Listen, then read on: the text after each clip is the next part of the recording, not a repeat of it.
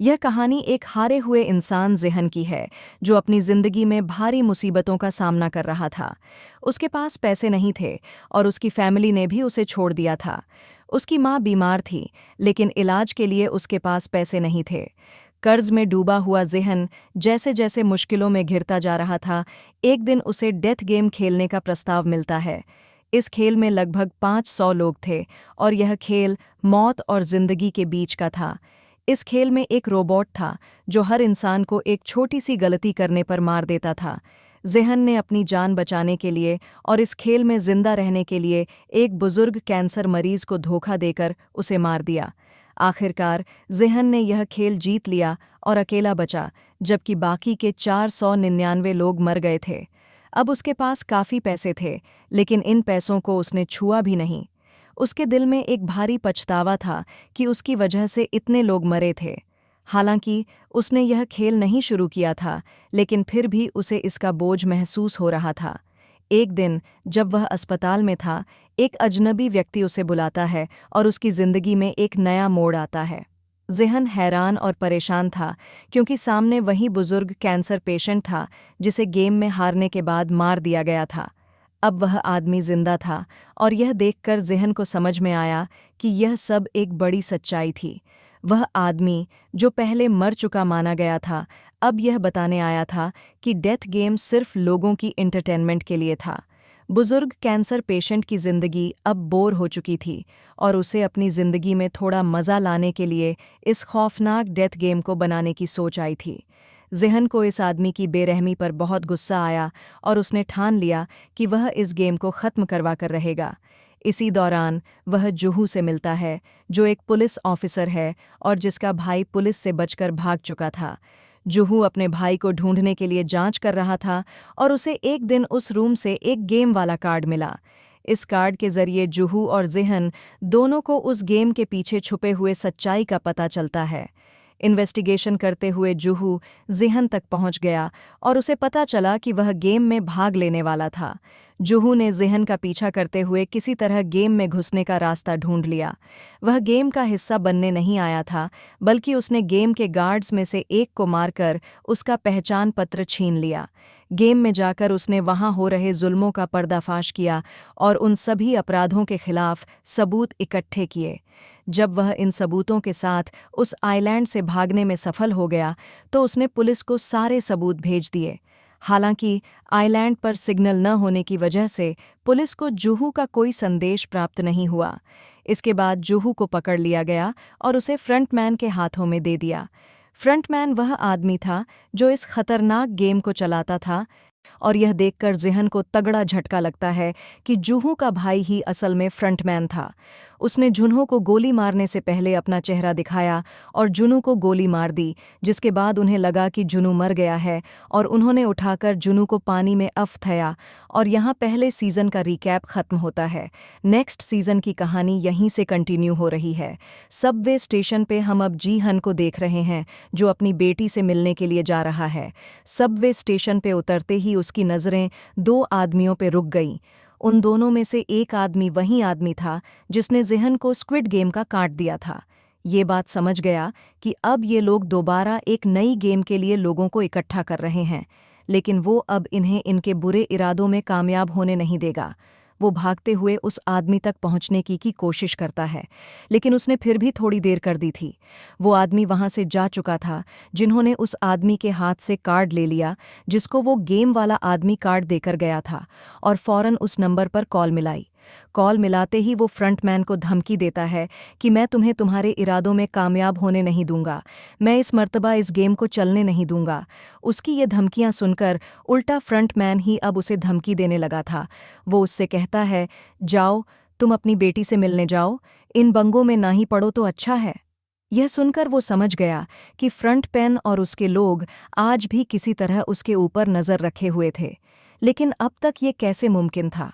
वो समझ गया कि ज़रूर उसकी बॉडी में कोई ट्रैकर लगा हुआ है, और वॉशरूम में जाकर वो ट्रैकर अपनी बॉडी में ढूंढने लग जाता और उसे कान के नीचे अपनी बॉडी में लगा ट्रैकर मिल भी जाता है, जिसे उसने एक कट्टर से कट करके निकाल दिया। सीन कट हो गई। यहाँ हमने जुन्हो को देखा, जिससे लास्ट सीजन में फ्रंटमैन यानी उसके अपने ही भाई ने पानी में गिरा दिया था। पता चला कि उसे पानी से एक फिशरमैन ने रेस्क्यू कर लिया था और अब वह हॉस्पिटल में एडमिट था। काफ़ी दिन गुजरने के बाद जिन्ह को इस टाइम होश आया है। दूसरी तरफ जीहन, जिसने अपनी बॉडी से ट्रैकर निकाला है। ट्रैकर निकालने के बाद वो अंडरग्राउंड हो गया ताकि स्क्विड गेम वाले उसे ट्रैक ना कर पाए, जिसके बाद लगभग 2 माह का वक्त सीजन में गुजार दिया गया और हमें जिन्ह को दिखाया गया, जो अभी तक अपने भाई को ढूंढ रहा है और ट्रैफिक प्लेस में है। अपने भाई को ढूंढने के साथ साथ उसका दूसरा मिशन स्क्विड गेम को बंद करने का भी बन गया था, क्योंकि उसने भी देखा था कि कैसे स्क्विड गेम में बेदर्द से लोगों को मार दिया जाता था।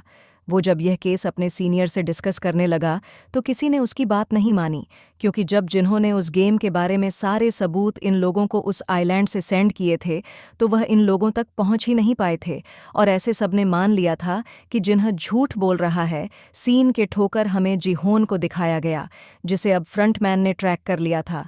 फ्रंटमैन उसका दरवाज़ नॉक करता है। डरते हुए जब जिहो ने दरवाज़ा खोला तो फ्रंट में 2 कटे हुए सर उसके सामने लेके आया, जिनकी आंखें एकदम से खुल गईं, और यहाँ पर जीहन की भी आंख खुल गई और हमें पता चला ये सिर्फ उसका एक सपना था। बैगर जैसे ही वो उठा, उसके दरवाजे पे किने नॉक किया।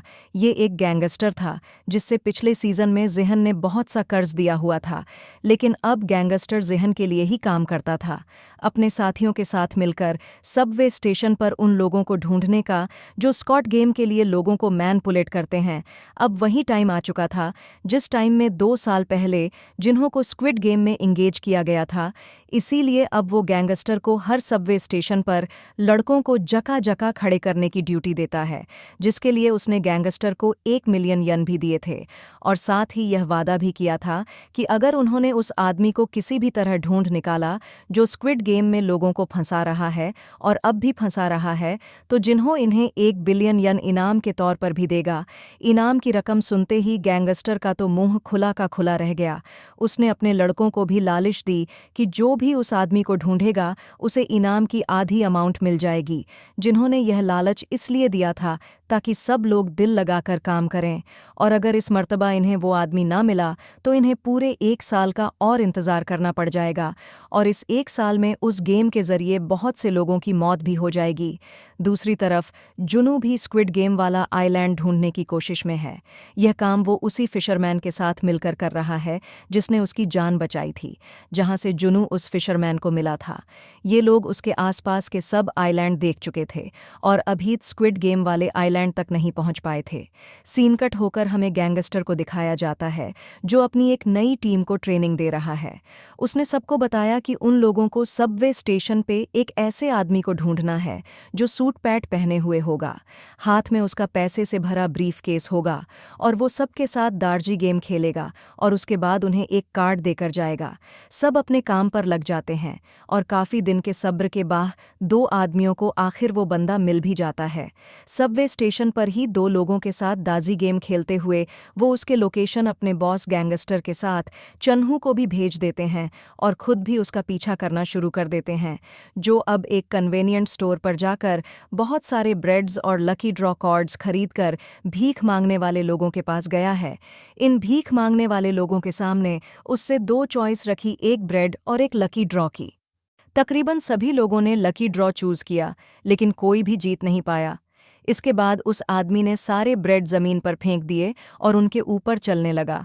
उसने गुस्से में लोगों से कहा, यह खाना मैंने नहीं, तुमने वेस्ट किया है, तुम्हें सिर्फ पैसे जीतने की लालच थी।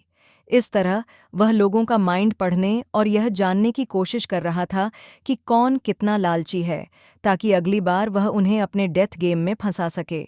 दूसरी तरफ जिहन के दुश्मन लगातार उसके पीछे लगे हुए थे। उन्होंने उसकी नई लोकेशन का पता लगाकर उसे भेज दिया। जिहन जल्दी जल्दी वहां पहुंचने के लिए गाड़ी चला रहा था।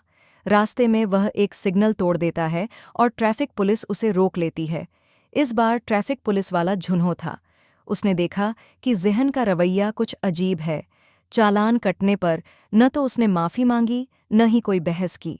उसने चुपचाप चालान भरा और तेज़ी से आगे बढ़ने लगा, जैसे उसे कहीं बहुत जल्दी हो या वह किसी जुर्म से भाग रहा हो। जुन्हो को ज़ेहन की हरकतों पर शक हुआ, इसलिए उसने उसकी गाड़ी के नंबर से उसकी पूरी जानकारी निकालने का फ़ैसला किया। जुन्हो को जैसे ही ज़ेहन का नाम सुनाई दिया, उसे याद आया कि पिछली बार जब वह स्क्विड गेम के अंदर घुसा था, तो ज़ेहन को फॉलो करते हुए ही वह वहां पहुंचा था। उसने ज़ेहन के घर का पता निकाल लिया और वहां जाने का फ़ैसला किया। सीन कट होता है और दिखाया जाता है कि वे दोनों आदमी, जिन्हें स्क्विड गेम का एक आदमी मिल गया था, पहले ही उसे पकड़ने का प्लान बना चुके थे। उन्होंने डिसाइड किया कि इनाम की रकम आधी आधी बांट लेंगे। लेकिन जब वे उसे मारने के लिए उसके करीब पहुंचे, तो खुद उसी आदमी का शिकार हो गए। जब तक ज़ेहन वहां पहुंचा, उसे सिर्फ सड़क पर खून के निशान दिखाई दिए। वह समझ गया कि उसके दोनों आदमी उस लिम इंसान के हाथों मारे गए। ऊपर से यह भी दिखाया गया कि वह आदमी ज़ेहन पर नज़र रख रहा था। ज़ेहन के जाने के बाद जब वह आदमी कमरे में लौटा, तो पता चला कि वह ज़ेहन का आत्मयोगी है। वह खुद भी डेथ गेम खेलने में रुचि रखता था, क्योंकि उसे यह बच्चों के खेल जैसा मज़ेदार लगता था। स्टोन पेपर सीजर पर उसने शर्त रखी थी, जो हारा वो मारा जाएगा। ऐसे ही जब उनका एक साथी हारता है, तो ये आदमी उसे गोली मारकर ख़त्म कर देता है और फिर दूसरे आदमी से जिन्ह का एड्रेस पूछता है। जिन्ह का एड्रेस पता चलते ही वो उस आदमी को छोड़कर वहाँ से चला गया। यहाँ शाम में जिन्ह जब अपने घर पहुँचा, तो वो आदमी उससे पहले ही उसके घर में छुपा बैठा था। वो ज़ेहन को यहाँ मार भी सकता था, लेकिन जैसा हमने पहले देखा कि उसे डेथ गेम पसंद है, वो अब ज़ेहन के साथ डेथ गेम खेलने का फ़ैसला करता है। गेम खेलने से पहले उसने ज़ेहन को बताया कि मैं पहले स्क्विड गेम में डेड बॉडीज़ को उठाने का काम करता था, लेकिन वो बहुत बोरिंग था। मुझे लोगों को खद मारना पसंद था, इसीलिए मैंने फ्रंटमैन से अपनी जॉब चेंज करने की रिक्वेस्ट की। के बदले फ्रंटमैन ने पता नहीं मुझे क्या टास्क दिया। उसने मुझे मेरे ही डैड को मारने को कहा और मैंने गन उठाकर मार दिया, जिसके बाद फ्रंटमैन ने मुझे ये गन दी और अब मैं किसी को भी मार सकता हूँ। ज़ेहन उसकी बातों पे ज़्यादा ध्यान दिए बगैर उससे कहता है, बस मुझे फ्रंट पेन का एड्रेस दो, जिससे वो मिलकर इस गेम को बंद करने का प्लान रखता है। लेकिन यह बात सुनकर वो आदमी हंसने लगा और बोला, ठीक है, एक गेम खेलते हैं। ये तुम्हारे सामने एक गन है और इसमें सिर्फ एक ही बुलेट है। 5 नॉट्स इसके खाली हैं। बारी बारी एक दूसरे को शूट करते हैं। जो हारा वो मारा जाएगा, और अगर मैं हारा तो तुम्हें मेरी पॉकेट से फ्रंटमैन का ड्रेस मिल जाएगा। जिहोन बिना डरे गेम को शुरू करते हुए उस गन को उठा चुका था, क्योंकि मरने का डर तो उसने स्क्विड गेम ने ख़त्म ही कर दिया था। बारी बारी उन्होंने अपने ऊपर शूट किया, और चौथी बारी पर जब वो आदमी अपने ऊपर गन पॉइंट करता है, तो इस मर्तबा वो खुद को शूट कर चुका है। वो खुद ही अपनी जाल में फंसक मारा गया। ज़ेहन जीत गया, और अब ज़ेहन को उसकी पॉकेट से फ्रंटमैन का एड्रेस भी मिल गया। इससे पहले कि अभी वो इस ड्रेस का कुछ कहता, उसकी खराब किस्मत जिन्हो, जो कि एक पुलिसमैन है जिसे दोपहर गाड़ी चलाते हुए उसके ऊपर शक हुआ था, वो उसके घर का पता चलाते हुए उसके घर तक पहुंच गया, और घर पहुंचते ही उसे गन शूट होने की आवाज़ सुनाई दी, जिससे उसका शक सच में बदल गया कि ज़ेहन एक क्रिमिनल है। फौरन वो दरवाज़ा तोड़कर अंदर आया। जिहान को एक किलर समझकर वो इसी टाइम उसका एनकाउंटर ही करने वाला था कि ठीक वक्त पर आकर उसे किसी आदमी ने रोक लिया। ये वही लड़का था जिसके साथ गेम खेलने के बाद ये स्क्विड गेम वाला मरा हुआ आदमी उसे अपने अड्डे पर बांध आया था। किस्मत अच्छी थी, वो बच बचाकर वहां से निकल आया, ज़ेहन को सारी सच्चाई बताने के लिए। लेकिन जब तक यहाँ पहुंचा, यहाँ का तो सारा माहौल ही बदल गया था। उसने जिहान की जान जिन्ह से बचाई और फिर जिन्ह को सारी सच्चाई बताई, डेथ गेम वाली, कि कैसे इस मरे हुए आदमी ने उनके साथ भी डेथ गेम खेली और उसके एक साथी को, उसके बॉस को मार दिया। बात को आगे बढ़ाते हुए ज़ेहन भी अब जिन्ह को स्क्विड गेम की सारी स्टोरी बताता है कि किस तरह इस गेम में सभी लोगों को मार दिया जाता है। उसने जिन्ह से कहा, मैं बुरा नहीं हूँ, मैं बस उस गेम को रोकना चाहता हूँ ताकि और मासूमों की जान बच पाए। स्क्विड गेम के बारे में वो जिन्ह भी जानता था। जिन्ह ने यहाँ ज़ेहन को बताया, मैं तुम्हारा ही पीछा करते हुए उस गेम तक पहुँचा था। वहाँ मैंने जाकर रड्स के सूट पहन लिए और तुमसे कई मर्तबा बात करने की भी कोशिश की, लेकिन तुम मेरे से बात नहीं कर पाए। मैं जानता हूँ उसके में ये लोग सबको मार देते हैं, और मारने के बाद उन डेड बॉडीज़ के साथ क्या किया जाता है, उनके ऑडियंस निकाल कर बेच दिए जाते हैं। ये सब कुछ भी मैं जानता हूँ। इतनी डिटेल्स तो जिहोन को खुद भी नहीं पता था थी। जिन्ह के मुंह से यह सब सुनकर उसने भी अब जिन्ह को अपने साथ मिलाने का फैसला किया और जिन्ह को अपना प्लान बताया कि वो स्क्विड गेम के सभी बनाने वालों को चुन चुनकर मार देगा। एक फ्रंटमैन है जिसे आज तक उसने नहीं देखा। वो ब्लैक मास्क पहनने आता है। उसने ईल नामी एक बूढ़े कैंसर पेशेंट के साथ मिलकर ये गेम बनाई है।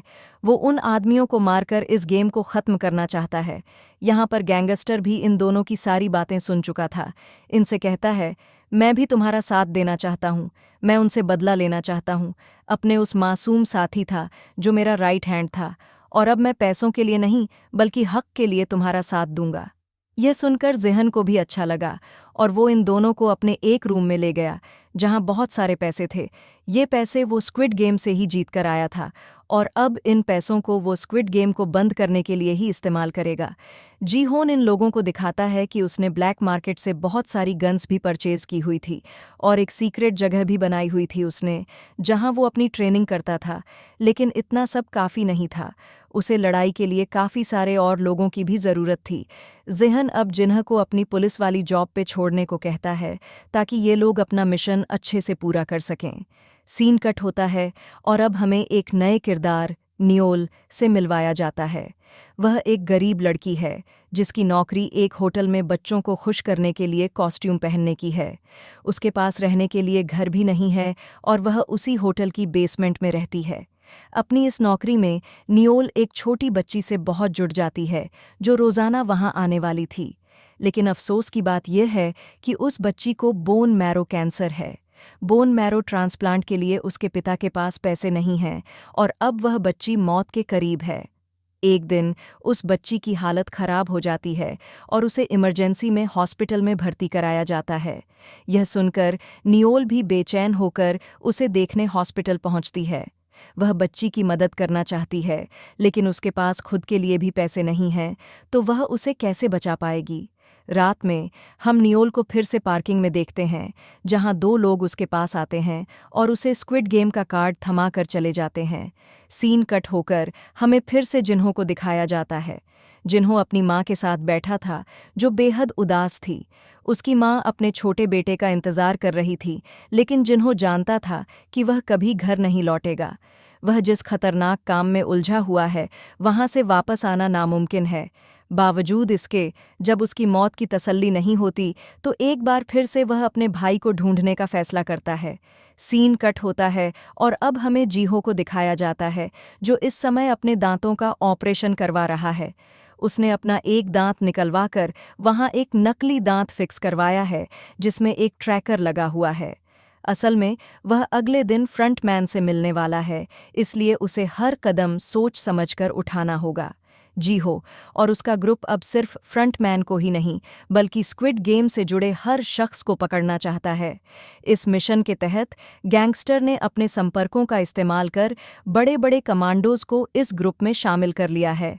ये कमांडोज किसी भी सही गलत की परवाह नहीं करते और सिर्फ पैसे के लिए काम करते हैं।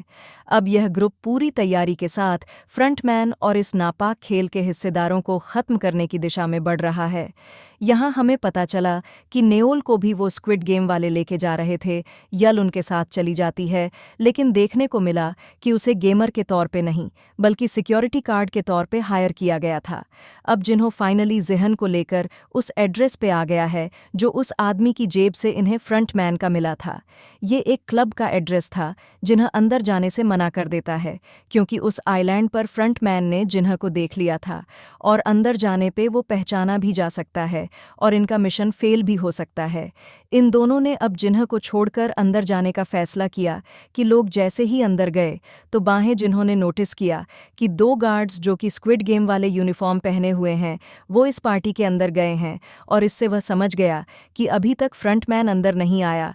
शायद दोनों अंदर की सिक्योरिटी चेक करने के लिए आए हैं। अब यही बात कि फ्रंटमैन अंदर नहीं है जिन्ह अपने साथियों को बताना चाहता था, लेकिन अंदर जाने पर उसने देखा कि ज़ेहन को फ्रंटमैन के लोग दूसरे दरवाजे से कहीं ले जा चुके हैं। जेहन के मुंह में लगे ट्रैकर की मदद से इन लोगों ने उस गाड़ी को ट्रैक कर लिया जिसके अंदर वो लोग जीहन को ले गए थे। जिन्ह और उसके बाकी साथी उस गाड़ी का पीछा करने लगे और सही वक्त देखकर वो उस गाड़ी पर हमला करते वहां से फ्रंटमैन को किडनैप करना चाहते थे, लेकिन फ्रंटमैन तो उस गाड़ी में था ही नहीं। इस गाड़ी में लगे हुए एक डिवाइस की मदद से फ्रंटमैन जीहन से बातें कर रहा था और ट्रैकर में आने वाली आवाज़ों से जिन्ह और उसके लोगों को लग रहा था कि फ्रंटमैन उसी गाड़ी में है। यह बात वो ठीक तरह से अपने साथियों को बता भी नहीं पाया कि गाड़ी के अंदर फ्रंटमैन नहीं है। वो कॉल के जरिए ही फ्रंटमैन से बात करते हुए उसे किसी तरह मनाने की कोशिश करता है कि तुम इस गेम को बंद कर दो, मासूमों की जानें लेना बंद करो। जिस पे फ्रंटमैन ने उसे कहा, मैं ज़बरदस्ती किसी को इस गेम में इवॉल्व नहीं करता, सब खुद पैसे की लालच में आते हैं। फ्रंटमैन ने बड़ी ढिठाई से बोला, मैं तो एक सोशल वर्क कर रहा हूँ। जो सुनकर अब जेहन को गुस्सा आ गया और उसने बोला, तुम्हारे काम को कैसे सोशल वर्क कहा जा सकता है? जिन्होंने फ्रंटमैन से कहा, तुम तो लोगों की मजबूरियों का फायदा उठाकर उन्हें मार देते हो। यह सुनकर फ्रंटमैन जोर से हंसने लगा और बोला, अरे मेरी बात सुनो, जो लोग इस गेम को खेलने के लिए राजी होते हैं वो पहले से ही जिंदगी में हार चुके होते हैं। इस दुनिया के लिए वो बस एक बोझ से ज्यादा कुछ नहीं होते। मैं सिर्फ उस बोझ को खत्म कर रहा हूं और उससे बाकी लोग एंटरटेन हो रहे हैं। इसमें बुराई क्या है? दूसरी तरफ गाड़ी से बाहर का दृश्य दिखाया जाता है जहां फ्रंटमैन के स्नाइपर्स ने जिन्हों और उसके साथियों की गाड़ियां पंचर कर दी थीं ताकि वे उनका पीछा न कर सकें। इस स्थिति को समझते हुए जेहन गाड़ी के अंदर ड्राइवर को शूट करने की कोशिश करता है, लेकिन उसे पता चलता है कि गाड़ी पूरी तरह बुलेट प्रूफ है। साथ ही ड्राइवर ने भी बुलेट प्रूफ कपड़े पहने हुए हैं। यह देखकर जेहन वापस अपनी सीट पर बैठ गया और कुछ नया सोचने लगा। कुछ देर बाद उसने फ्रंटमैन से कहा कि वह इस गेम में दोबारा हिस्सा लेना चाहता है। हालांकि शुरुआत में उसने इस खेल को ठुकरा दिया था, अब उसे लगता है कि गेम के अंदर जाकर वह इस खतरनाक खेल को खत्म कर सकता है। फ्रंटमैन को यह सुनकर हैरानी हुई, लेकिन उसने जेहन को फिर से गेम में एनरोल कर लिया। जेहन को बेहोश कर दिया गया और स्क्विड गेम के मुख्यालय ले जाया गया। इस दौरान जिन्हों भी उनका पीछा करने के लिए पूरी तैयारी में था। उसने एक नाव में ट्रैकर्स लगाए और एक फिशरमैन की मदद से उस आइलैंड को ढूंढने निकल पड़ा जहां जेहन को ले जाया जा रहा था। सीन कट होता है और हमें फिर से जेहन को दिखाया जाता है, जिसकी यहाँ स्क्विड गेम के बेड पर खुली है। उसे अपना पुराना नंबर दिया गया है। यहाँ पर पहले की तरह बहुत सारे और लोग भी हैं जो एक दूसरे को देखकर कंफ्यूज हैं, साथ ही गेम्स के लिए भी कंफ्यूज है। अब गार्ड्स यहाँ आ गए, इन्हें गेम्स के रूल बताना शुरू करते हैं। रूल्स बताने के बाद गार्ड्स ने इन सब की हिस्ट्री इन सबको दिखाई कि यहाँ पर सिर्फ वही लोग आए हुए हैं जिन पर मिलियंस का कर्ज है। ये सब बताने के बाद अर्ड्स ने बताया कि जीतने वाले को 45.6 अरब यन मिलेंगे। इस गेम के पूरे 6 राउंड होंगे। एक दिन में एक राउंड खेला जाएगा। हर गेम के बाद वोटिंग भी होगी, क्या क्या इन्होंने ये गेम कंटिन्यू रखना है या नहीं। और अगर ये लोग गेम बंद करने का डिसाइड करते हैं तो सभी प्लेयर्स को जीते हुए पैसे डिवाइड करके दे दिए जाएंगे। ये एक नया रूल था। जिहोन जान गया कि ये उसी की वजह से डाला गया है। आगे बढ़कर सबने कॉन्ट्रैक्ट साइन कर लिया। जिहोन ने देखा तकरीबन सभी रूल्स पुराने थे, बस कुछ एक आध नए थे। इसके बाद यहाँ एक एक करके सभी प्लेयर के पिक्चर्स ली गई। इस गेम को खेलने यहाँ पर कोरिया का एक फेमस रैपर भी आया हुआ था, जिसे देखकर सब हैरान थे। उसके साथ पिक्चर भी बनवाना चाहते थे। उसे सबसे वादा किया कि यहाँ से बाहर जाते ही वो सबको एक एक पिक्चर देगा। यहाँ देखने को मिला कि जेहन का एक दोस्त भी यहाँ आया हुआ था और ये लोग तकरीबन 3 साल बाद मिल रहे थे। जिहान के गायब होने की वजह से उसका ये दोस्त उससे बहुत ज़्यादा नाराज़ था। तब जिहान उसे कहता है, मैं बाहर जाकर तुम्हें सब सच बता दूंगा। तुम इस जगह गलत आ गए हो, तुम्हें नहीं आना चाहिए था। और अब अगर तुम्हें अपनी जान प्यारी है तो जिस तरह मैं कहूँ तुम्हें उस तरह ही करना है। अब गेम भी शुरू होने वाली थी। सभी लोग बाहर ग्राउंड पे आ गए। ये पुराना ही ग्राउंड था। जिहान समझ गया कि ये गेम भी पुराने वाली ही है। सीन कट होकर अब हमें जिन्ह को दिखाया गया जो जेहन का ट्रैकर ट्रैक करते हुए आइलैंड तक पहुंच भी गया है, लेकिन यहाँ उन्हें कोई ऐसी फैसिलिटी नहीं मिली जिसमें गेम खेली जा रही हो। ट्रैकर को ट्रैक करते हुए ये लोग एक फिशरमैन तक पहुंचे और देखा गया कि जीहन का ट्रैकर यहाँ चारे में पड़ा था। ये देखते हुए उन्होंने फिशरमैन को ही मारना शुरू कर दिया और उसे इन्वेस्टिगेट करने लगे इस ट्रैकर के बारे में। तब फिशरमैन ने जवाब दिया कि मुझे तो यह चारा फ्री मिला था। वहां गेम के अंदर भी छोन परेशान था कि जिन्ह और उसकी टीम इन सब को रेस्क्यू करने के लिए क्यों नहीं पहुंची। कहीं उसके ट्रैकर में तो कुछ गड़बड़ नहीं। कैमरे से छुपते हुए वो अपने मुंह से जब अपना टूटा हुआ दांत निकालता है तो यह देखकर हैरान रह जाता है कि उसमें ट्रैकर ही नहीं था और गेम वालों ने गेम में आने से पहले उसका ट्रैकर वाला दांत निकाल दिया और वह समझ गया कि अब वो बहुत बड़ी मुसीबत में है। किसी को तो क्या बचाना, वो खुद भी इस गेम से नहीं निकल सकता। फिर भी वो सबकी जान बचाने का इरादा तो रखता था, इसीलिए उसने सबसे कहा कि इस गेम को आप लोग वैसे ही खेलेंगे जैसा मैं कहूँगा, वरना आप लोग मारे जाएंगे। अब गेम भी स्टार्ट हो चुकी थी। जिहोन सबको अपने एक्सपीरियंस से गाइड करते हुए उस वक्त में आगे लेकर जा रहा था जब डॉल का मुंह पीछे होता था। सभी लोग ज़ेहन की बात मान रहे थे, लेकिन बहुत से लोगों को यकीन नहीं था कि जिहान सच बोल रहा है। ऐसे ही वो रैपर अपने सामने वाली लड़की के कान के नीचे मक्खी देखकर उसे उड़ाने को कहता है। वो लड़की पीछे मुड़कर उसे देख के हंसने लग जाती है। उसके मुड़ने की मूवमेंट डॉल ने डिटेक्ट कर ली थी और स्नाइपर से उसके सर पे शूट करके उसे मरवा दिया। इससे सब लोग एकदम से बौखला कर भागने लगे, हालांकि ज़ेहन उन्हें मना भी कर रहा था। फिर जो हिला वो मारा गया। अब सबको यकीन आ जाता है कि ज़ेहन की बात मानना ठीक है। ज़ेहन अब सबको लाइन में आगे बढ़ने को कहता है, जिससे डॉल बहुत कम इनकी मूवमेंट को डिटेक्ट कर पा रही थी। सब पैनिक भी थे। इसी पैनिक कंडीशन को कंट्रोल करने के लिए रैपर अपनी ड्रग ले लेता है और मदहोश होकर बहुत सारे अपने सामने वाले लोगों को धक्का दे देता है। इसी वजह से इन लोगों को स्नाइपर गोलियां मार देते हैं और ये सभी मारे जाते हैं।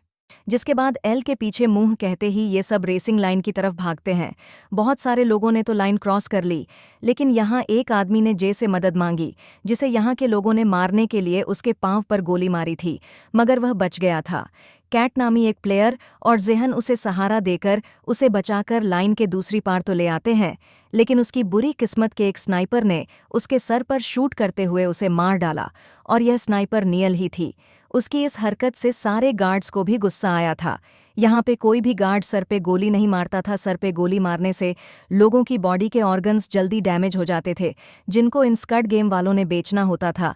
है नेक्स्ट सीन में जिन्हों को दिखाया जाता है, जो अब परेशान है कि वो जिहान को कहाँ ढूंढे।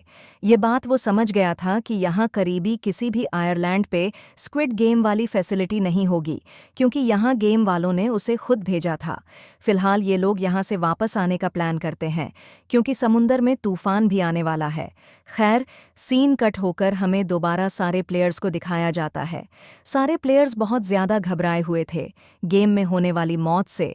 अब जैसे ही गार्ड्स इनके रूम में आते हैं, सब और भी ज़्यादा डर जाते हैं और इनसे माफ़ी मांगते हैं और कहते हैं, प्लीज़ हमारी जान बख्श दो। लेकिन गार्ड्स उन्हें गेम के नए रूल बताने आए थे। कार्स ने बताया कि 500 में से इस गेम के बाद सिर्फ 365 लोग बचे हैं। वह सबको ऊपर मनी बॉक्स में देखने को कहता है, जहां पे बहुत सारे पैसे गिरे थे। गार्ड बताते हैं कि अभी वोटिंग होगी और अगर सब लोग यहां से जाने का फैसला करेंगे तो ये पैसे सभी लोगों में डिवाइड हो जाएंगे। अब गार्ड्स ने उनकी जीती हुई अमाउंट उन्हें बताई। अगर वो अमाउंट सब में डिवाइड होती तो ये पैसे एक एक इंसान को बहुत कम मिलते और सभी लोगों का कर्जा उससे ज़्यादा था। इसीलिए बहुत से लोगों ने गेम कंटिन्यू करने का डिसाइड किया। सबका फैसला देखकर ज़ेहन सबको समझाता है, अगर यहाँ रहे तो वैसे भी मारे जाएंगे। लालच नहीं करो, यहाँ से जाने के लिए वोट दो। ज़ेहन की ये बात सुनते हुए इन सब के पीछे बैठी हुई एक तांत्रिक, जो कि एक प्लेयर भी थी, वो बोलती है कि हमारी मौत जहाँ लिखी होगी वहीं पर आएगी, मौत से न डरो। ये बात सुनने के बाद सभी लोगों ने वोटिंग स्टार्ट कर दी। जियोन सबसे पहले आगे बढ़ा और उसने गेम रोकने के लिए वोट किया। एक एक करके लोग आगे बढ़े और बहुत से लोग गेम को ना रोकने के लिए भी वोट कर रहे थे और यह देखकर जिहोन की जान निकल रही थी। आखिर ये वोटिंग टा हो गई। आधे लोगों ने यहाँ से निकलने का और आधे लोगों ने यहाँ रुकने का फैसला किया। अब बस एक इंसान ऐसा था जिसके वोट पे ये सारा रिजल्ट था और वो था नंबर 1। अब नंबर 1 प्लेयर आगे आया और उसने यहाँ गेम में रुकने का फैसला किया और सिर्फ एक बंदे की वजह से ये गेम कंटिन्यू हो गई। हमें देखने को मिला ये बंदा कोई और नहीं बल्कि इन्ह है फ्रंटमैन, जो कि खुद यहाँ पर प्लेयर बनके अब आ चुका है।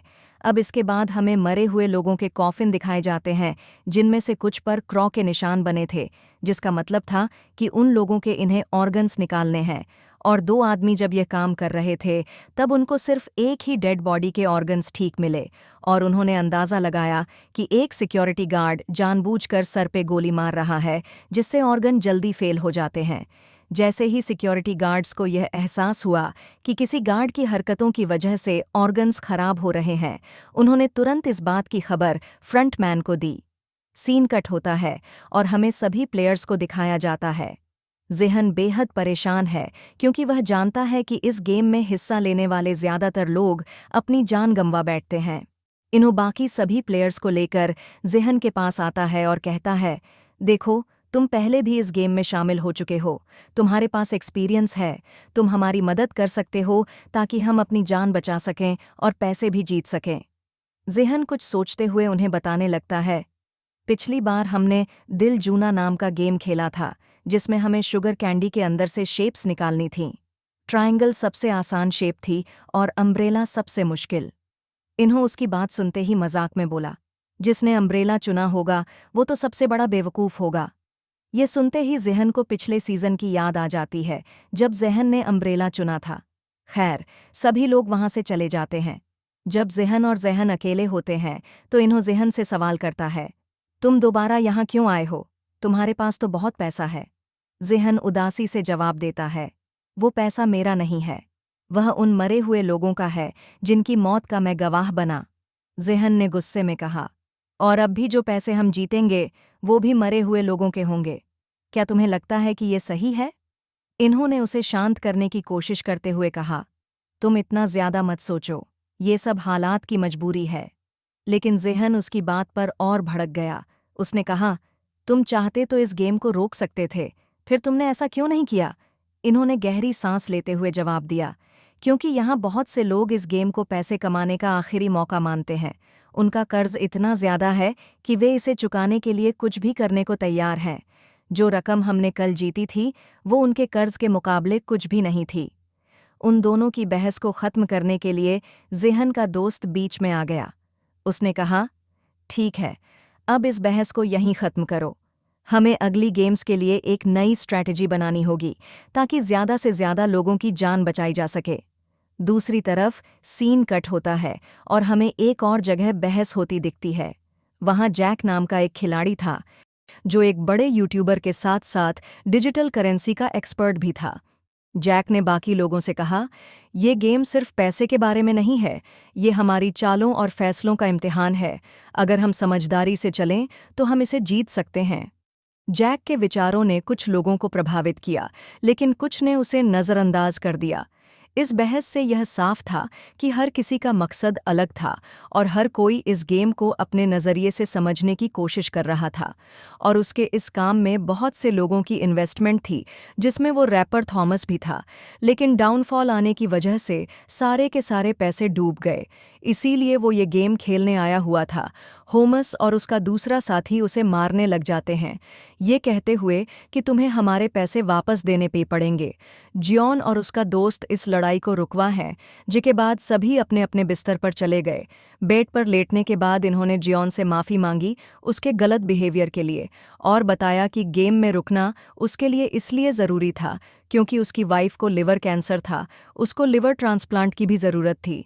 और जब उसने लिवर ट्रांसप्लांट के लिए बहुत सारे पैसे इकट्ठे किए, कर्ज लिया, तो उसके डिपार्टमेंट वालों को लगा कि उसने करप्शन की है, जिसकी वजह से उसकी जॉब भी चली गई और अब उस पर बहुत बड़ा कर्ज भी है।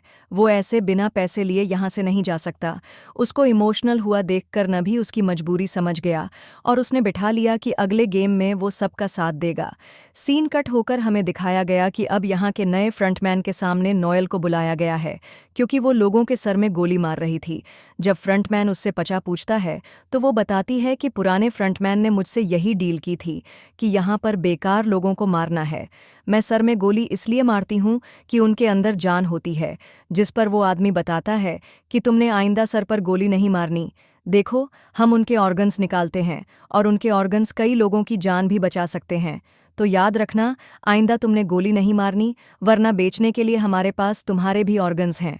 और मैं जानता हूँ, तुम अपनी बेटी को वापस पाने के लिए जिंदा रहना चाहती हो। क्या इनकी बातों से हमें नेओल की जिंदगी के बारे में पता चलता है कि वह कोरियन मिलिट्री में थी, लेकिन एक जंग में जब वह हिस्सा लेने गई तो पीछे से उसकी बेटी गुम हो गई और आज तक वो अपनी बेटी को ढूंढ रही है। सीन गट होकर अब हम झुन्हो को देखते हैं, जो अपने ऑफिस में आकर कमिश्नर से मदद मांग रहा है। जिहन अपनी कहानी बताता है, लेकिन उसके पास कोई ठोस सबूत नहीं था। इस पर कमिश्नर ने उसे तसल्ली से समझाया, तुम जानते हो ना, बिना सबूत के हम किसी भी चीज़ पर एक्शन नहीं ले सकते, और तुम्हारी कहानी यकीन के काबिल भी नहीं लगती। मुझे लगता है कि तुम्हारी दिमागी हालत ठीक नहीं है। ये कहकर कमिश्नर वहां से उठकर चले जाते हैं। इसके बाद यह साफ हो जाता है कि जिहन ने अपनी नौकरी खो दी है, लेकिन वह हार मानने वाला नहीं था। उसने अपनी पुरानी टीम को फिर से एकजुट किया ताकि वे स्क्विड गेम वाला आइलैंड ढूंढ सकें और उस खतरनाक खेल को खत्म कर सकें।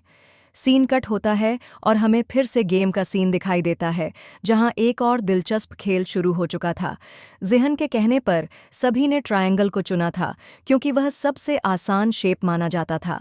सब अपने अपने स्थान पर खड़े होकर इस खेल में भाग लेने के लिए तैयार हो जाते हैं। लेकिन जैसे ही सबने बॉक्स खोला तो एक ट्रायंगल के अंदर छोटे छोटे कई ट्राइएंगल्स थे। ये देखकर सभी डर गए और जिहन पर चिल्लाने लगे।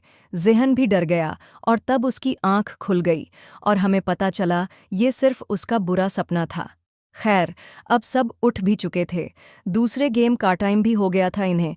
अब एक नए ग्राउंड में लेके आया जाता है, जहां कर जिहन हैरान परेशान था, क्योंकि ये गेम पहले उसने नहीं खेली थी। जब बाकी सब लोग आके जिहोन से इस गेम के बारे में पूछते हैं तो वो बताता है, ये कोई नई गेम है और मुझे इसके बारे में नहीं पता। यह सुनकर सब उस पर भड़क गए। इससे पहले कि ये सब लोग उसे मारना शुरू कर देते, इन्हों दरमियान में आ जाता है और यह लड़ाई रुकवा देता है। यहाँ पर अब इन्हें 5-5 लोगों की टीम बनाने को कहा गया था। डेनी, जो कि प्रेग्नेंट थी, और जैक की गर्लफ्रेंड थी। जैक उसके पास आकर उसे कहता है कि तुम मेरी टीम में आ जाओ, लेकिन डेनी इनकार कर देती है, क्योंकि अब उसे जैक के साथ नहीं रहना था। वो अब जिहन की टीम के पास गई और उसने उनसे कहा, प्लीज़ आप लोग मुझे अपनी टीम में ले लें, मैं प्रेग्नेंट हूँ और मुझे कोई और अपनी टीम में नहीं ले रहा।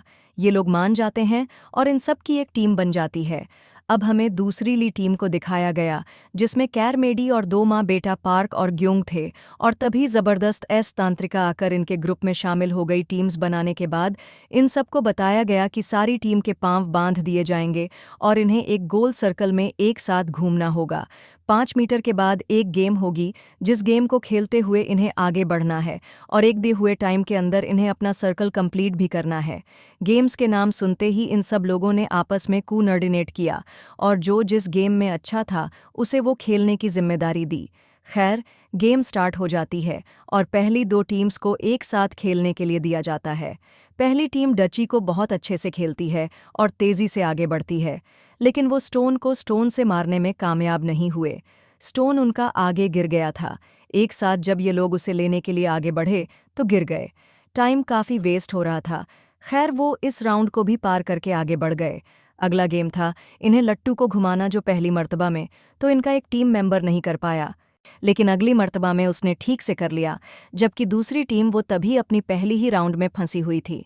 फिर वक्त खत्म हो गया और दूसरी टीम को गोलियां मारकर स्क्विड गेम वालों ने मार दिया, और वो टीम जिसने काफ़ी सारे राउंड पूरे कर लिए थे वो भी अपना टाइम पेस सर्कल कंप्लीट नहीं कर पाई थी, और ऐसे उन्हें भी गोलियां मारकर मार दिया गया। ये देखकर सभी बहुत ज़्यादा डर गए, घबरा गए। यहाँ पर अब सब लोगों की लाशें उठाई जा रही थीं। एक बंदा अभी जिंदा था, मरा नहीं था।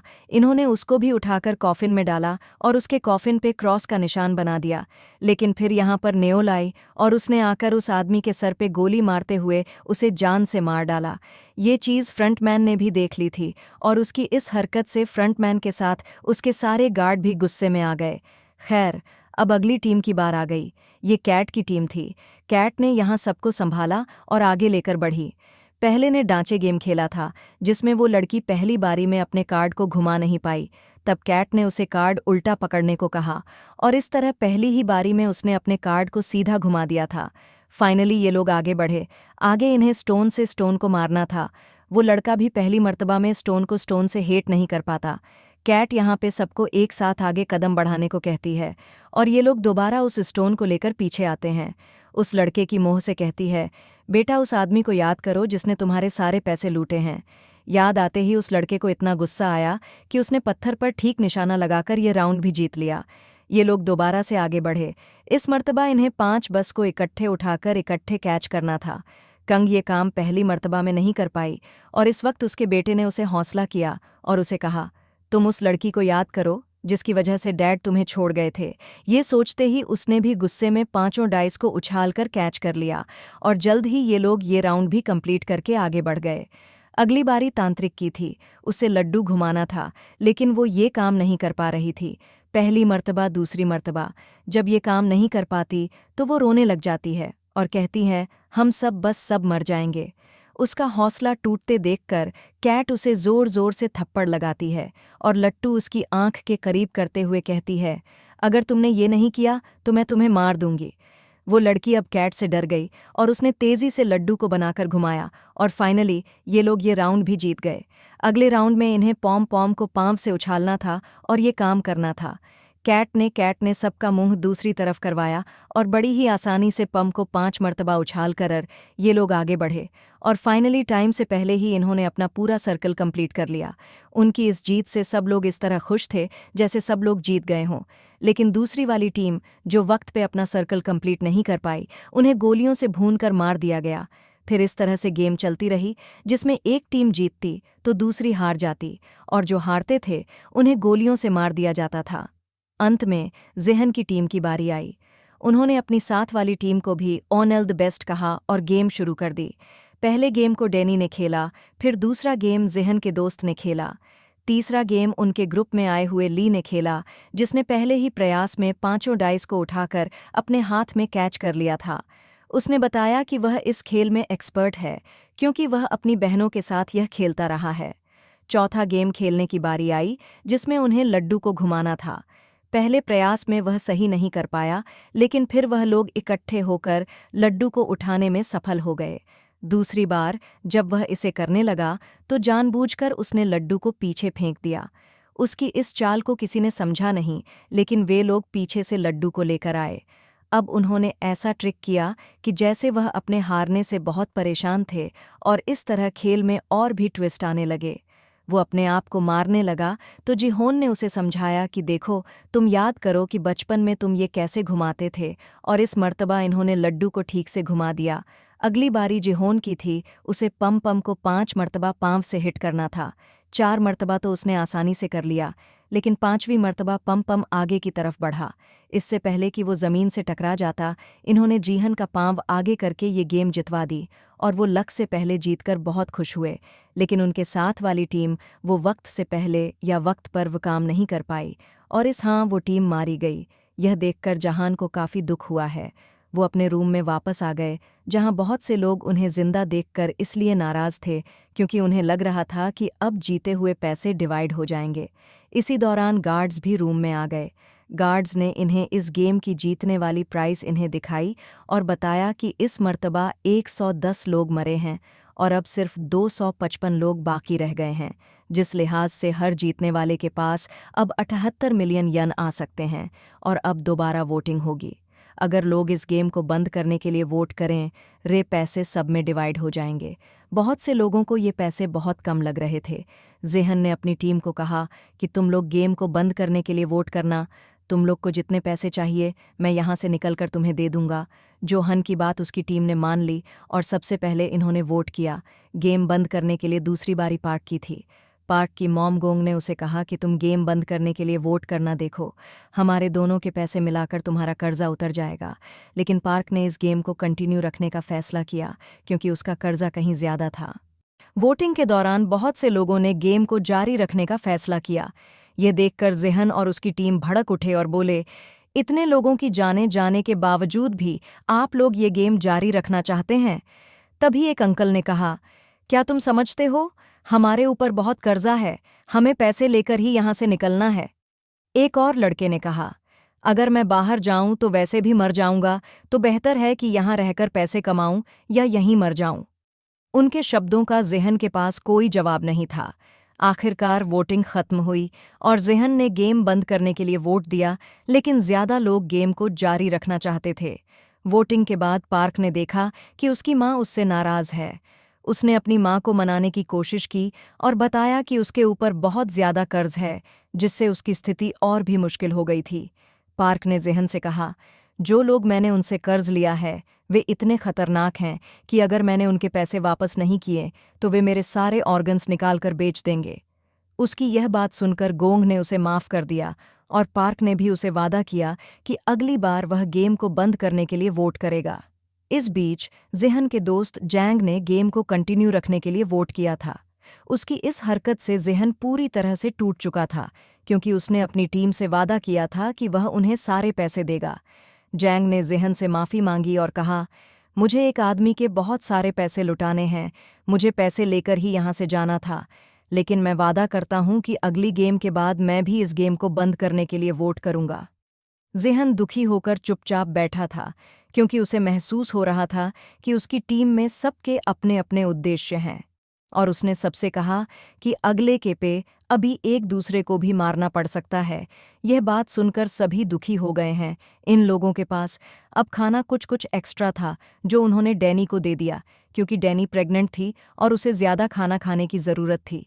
सीन का ठकर हमें बाथरूम में जैक और थनोस यानी रैपर को दिखाया गया। वो रैपर अभी भी जैक को घेरे खड़ा था और उसने उससे कहा कि तुम मेरे कर्जई हो, इस तरह तुम मेरे गुलाम हुए, तुम यहाँ से मुझे पैसे जीत कर देकर जाओगे। ये सुनकर जैक ने उसे कहा कि तुम्हारे पैसे डूबने में मेरी कोई गलती नहीं, तुमने मेरे कहने पे शेर ज़रूर खरीदे थे, लेकिन जब मैंने तुम्हें बताया कि अब इन्हें बेचने का टाइम है तो तुमने तब लालच में वो नहीं बेचे और तुमने अब सारे पैसे खुद डुबाए हैं। इसमें मेरा कोई कसूर नहीं। लेकिन वो राह पर उसकी कोई बात मानने को तैयार नहीं था। वो उसे कहता है, जो भी है तुम पैसे जी दो और मुझे वापस करो।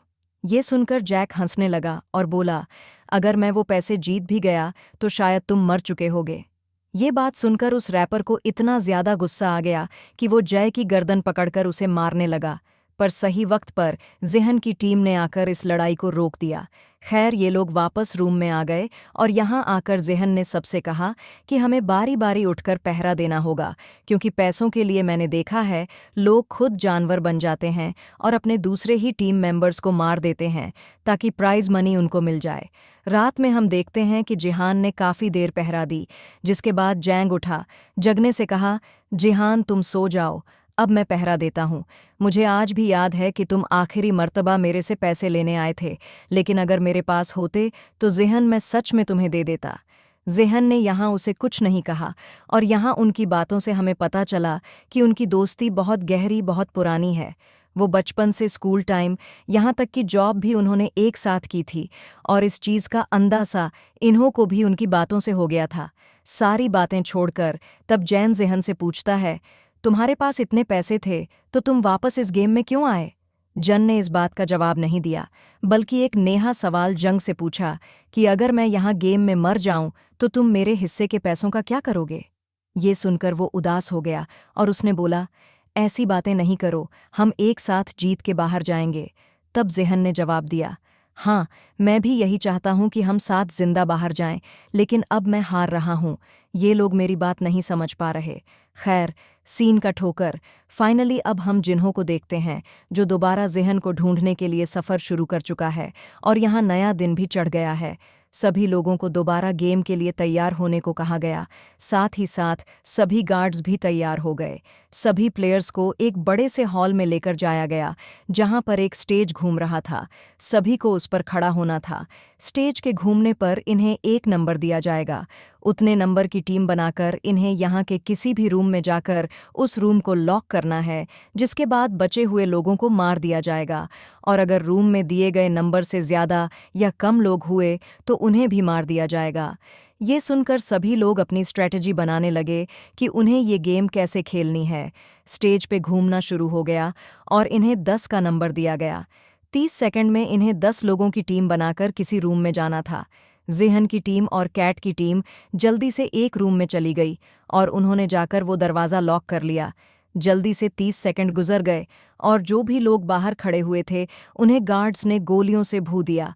और ये देखकर जिहोन बहुत ज्यादा दुखी हुआ। उनके रूम में इस टाइम तांत्रिक बिखर थी, जिसने उन सबको बोला कि तुम सब मेरी वजह से जिंदा हो। ये कहते ही सब ने मुड़कर उसकी तरफ देखा। जिहन ने भी जिहन को देखकर वो बोली, तुम अगर अभी तक जिंदा हो समझो, यहाँ बहुत बड़ा कुछ होने वाला है। कोई भी उसकी बातों पे ज्यादा ध्यान नहीं दे रहा था। अगले राउंड के लिए ये लोग दोबारा स्टेज पे आ गए। स्टेज घुमा और इन्हें अगला नंबर मिला। 4 का सभी लोगों ने जल्दी जल्दी अपनी टीम तोड़ी और कमरों की तरफ आ गए। कैट की टीम तांत्रिक को छोड़कर अपने रूम में बंद हो गई थी, जबकि जिहन की टीम ने इन्हें को छोड़ दिया था। और फिर उसके बाद पहले की तरह बचे कुछ लोगों को मार दिया गया। गार्ड्स ने देखा कि एक रूम में 3 लोग थे। गार्ड्स ने उनको भी पकड़कर मार डाला। ये लोग जब रूम से बाहर आए तो तांत्रिक अजीब सी नज़रों से उन्हें देख रही थी, जबकि जिहोन और उसकी पूरी टीम इन्ह के लिए परेशान थे, लेकिन इन्ह सेटिस्फाई था। उसने कहा कि मैं लोगों से जल्द दोस्ती कर लेता हूँ, इसलिए मैं बच गया। फाइनली अगला राउंड शुरू हुआ और इन सबको 3-3 का नंबर मिला। इन लोगों ने अपनी दोबारा टीम तोड़ी और आगे बढ़े। गोंग अपने बेटे पार के साथ आगे जाना चाहती थी, लेकिन 2 लड़कों ने जबरदस्ती पार को पकड़कर अपने रूम में ले गए और गंग ये देखकर परेशान हुई कि उसके बेटे ने उसे छोड़ दिया। वो वहीं परेशान डी थी कि ठीक वक्त पर जिहन और इन्ह आए और उसे पकड़ते हुए एक रूम में ले गए। वहां बैठकर भी गंग बहुत ज्यादा परेशान थी, क्योंकि उसके बेटे को उसकी बिल्कुल भी परवाह नहीं थी, चाहे उसकी मम मर भी जाए।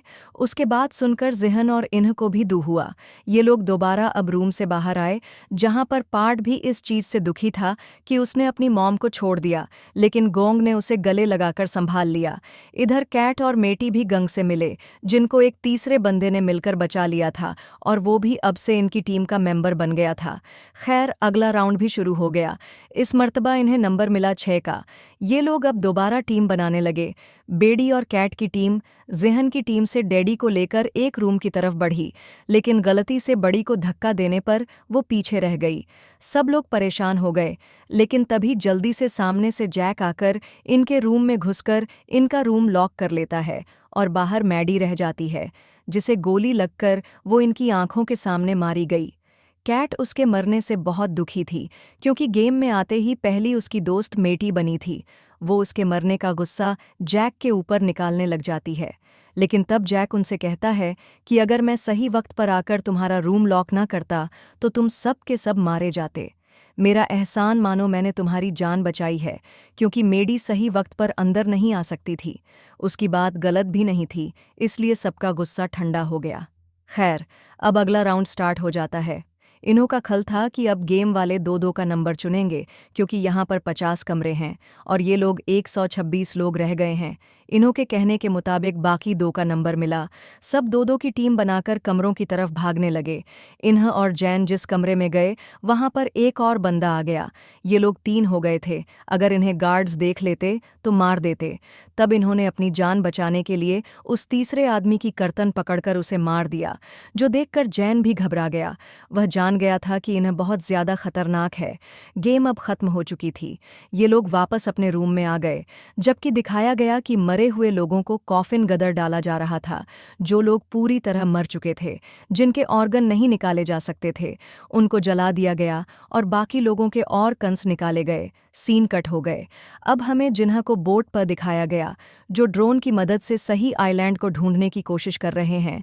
यहाँ पर शरमन उससे कहता है कि अब हम बस उन आइलैंड्स को ढूंढेंगे जिनको हमने पहले नहीं ढूंढा। उसके बाद जिन्हा मान जाता है और ये लोग ड्रोन के जरिए एक ऐसे आइलैंड को देखते हैं जिस पर एक छोटा सा गेट था। जिन्हों वो समझ गया कि ज़रूर इस गेट के नीचे ही वो फैसिलिटी होगी। उसने फ़ौरन अपने आदमियों को वहाँ भेजा और आदमियों ने जाकर जैसे ही वो कैपन वहाँ खोला तो एक बहुत बड़ा ब्लास्ट हुआ, जिसमें उसकी बहुत सारी टीप मारी गई। इस चीज़ ने उसे बहुत बड़ा धचका दिया था। वो जान गया था कि यह सिस्टम सारा गेम वालों ने ही लगाया होगा, ताकि लोग डिस्ट्रक्ट होकर मारे जाएं। सिंह तकर दोबारा हमें गेम का सीन दिखाया जाता है, जहां पर सभी प्लेयर्स अपनी गेम्स के बारे में बात कर रहे हैं। तांत्रिक आकर कैट की टीम से कहती है, तुमने मुझे अपनी से निकाला था ना, देखो अब मैं तुम्हें शराफ देती हूँ, तुम सब भी बेड़ी की तरह मारे जाओगे। जो सुनकर गैंग बोली, तुम्हारी बातों से कुछ नहीं होगा। यहाँ अब जैक भी डैनी के पास आया और उसने डैनी से कहा कि वह उसके बच्चे को अपनाना चाहता था।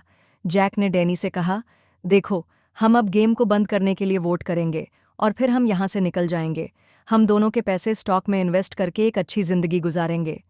ये सुनकर डैनी को गुस्सा आ गया और उसने कहा, तुम आज भी मेरे पास नहीं आए, बल्कि मेरे पैसों के लिए आए हो। तुम अपने पैसों का जो चाहो करो, मैं अपने पैसों से अपने बच्चे को अकेले पाल सकती हूँ। यह कहकर वह वहां से चली गई। वहीं दूसरी तरफ ज़िहन और इन्ह को दिखाया गया, जिन्होंने गेम को बंद करने वाले लोगों की गिनती की थी। गेम को बंद करने वाले लोग अभी भी कम थे और गेम को कंटिन्यू रखने वाले लोग ज्यादा थे। तब ज़िहन ने स्थिति को देखते हुए इन्ह से कहा, हमें लोगों से बात करनी चाहिए और इस गेम को बंद करने के लिए कहनी चाहिए। इस पर इन्ह ने उसे समझाया, देखो, हम इस तरह नहीं कर सकते।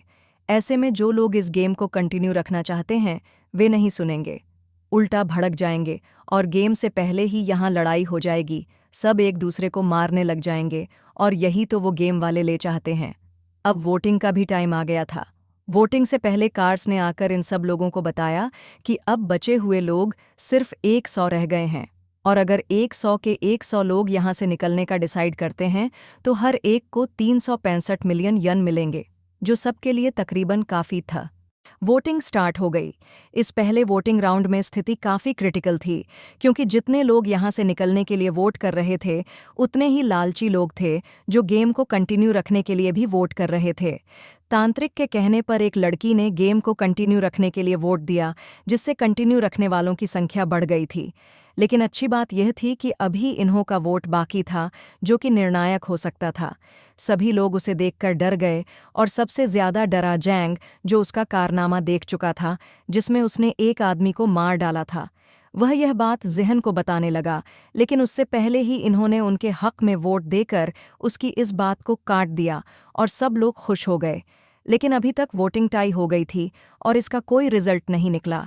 तब गार्ड्स ने कहा कि अब वोटिंग सुबह को दोबारा होगी और सुबह तक के लिए कोई फैसला नहीं लिया जाएगा। अब सभी लोग